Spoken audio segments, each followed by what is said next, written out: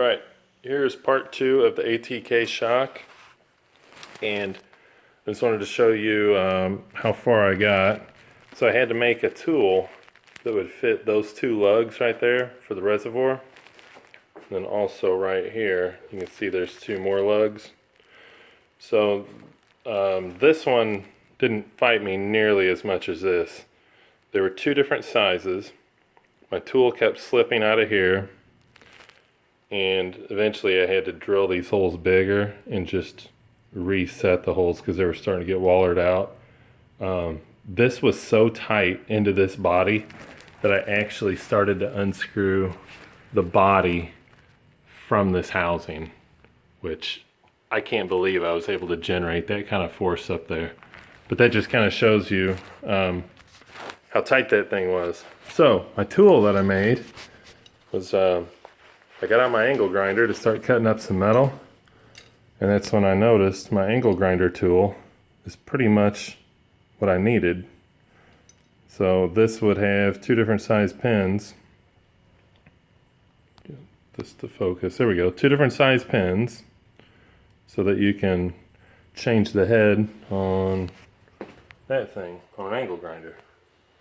So I thought, well, the pins seem to fit. So the big one fits right in there, and the smaller one fit on the other cap until I had to modify it. Now both caps fit the big pin. But you can see what I did. I just cut it down the middle all the way to this hole and welded this little a couple nuts on there, and then this adjuster so it'll spread out either bigger or smaller, because I'm going to also have to use it on my angle grinder, so I didn't want to permanently modify it. So like I said, this didn't fight me, but this one did. I was about ready to give up on it for the night, but it finally came out. So I just wanted to show you the tool, and then I'll also show you what's underneath all this. I'll try to do it one-handed. So you would hold this up out of the way, and then your tool would thread this off. And then when you look inside of there, there's a little O-ring, that little black O-ring right in here, which will just come out with everything. And then this aluminum cap. And in order to get this cap out, there's a little snap ring, which is right here. So that little snap ring, you can barely see it, but it's about right there in the body. You pick it out, and then it lets you pull everything out.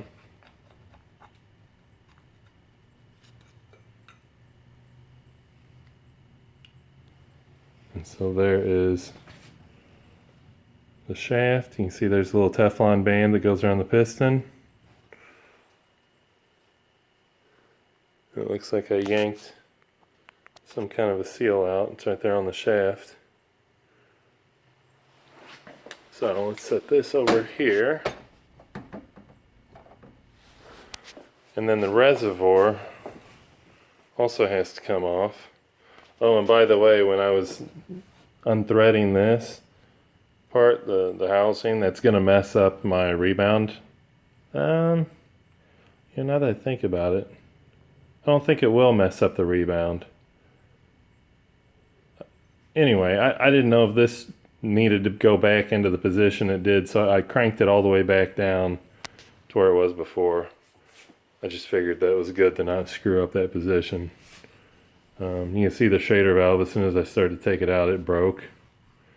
So I'm going to have to drill that out and put a new one in.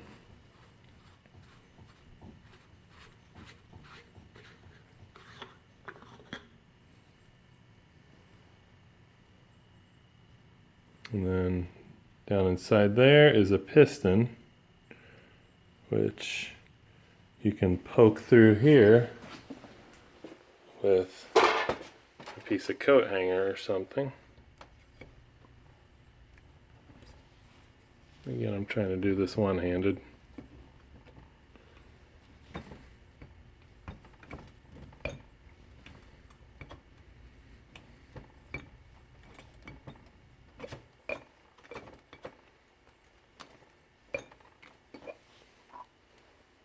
I don't know if I'm going to get this with one hand.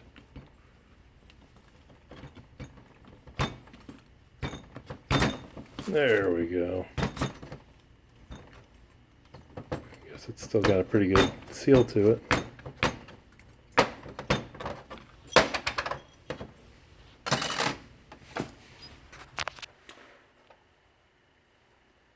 And so those two bands, I guess I would need to replace on this thing. So now I've got it torn all the way down. I can clean this out. There is one thing that I wanted to show everybody that I may as well just go ahead and show you now.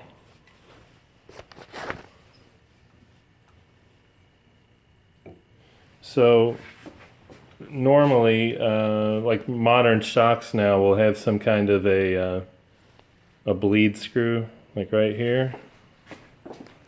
Or on this side, this has got nothing.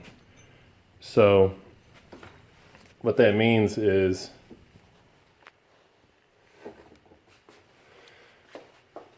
you get this shock shaft.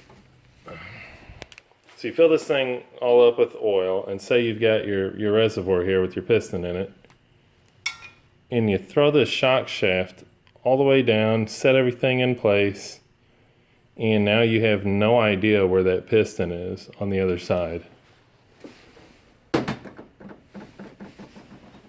You know, that piston, it's going to, as you're pushing fluid, it's going to move this piston, and it can bottom all the way out in that canister. If you have too much fluid, then you're not even going to be able to get these internals in. But worst case, if you have this piston bottomed out, and you've got it all sealed up, and you go to pressurize this thing, it'll pressurize, but it just won't move this piston very far, which means the first time you really bottom that shaft out, you're going to try to compress fluid. That's not going to happen, so it's going to blow your seal out. And there's no real good way when you assemble this to know where your piston is. I mean, you can find it out by just poking that piece of coat wire through here, and you can kind of see where it's giving you resistance. But the problem is if you need to dump fluid, you have to take everything back apart, which is a little bit of a pain in the butt. What I plan on doing is drilling this housing somewhere over here for a bleed port. So then no matter what position this piston is in, I'll be able to turn the shock upside down, take a bolt out, and then push this piston all the way down, almost all the way to the end of its travel, and then seal it up. Because you want your piston to be all the way down here, so that when you compress the shock, this thing will travel all the way through that reservoir. So I don't know if that makes sense, but I'll show a video later of what I'm talking about. So yeah, I think the tough part is done at this point, getting all this old 30-year-old equipment apart without having broken anything. And now it's just ordering parts and getting it back together. So peace.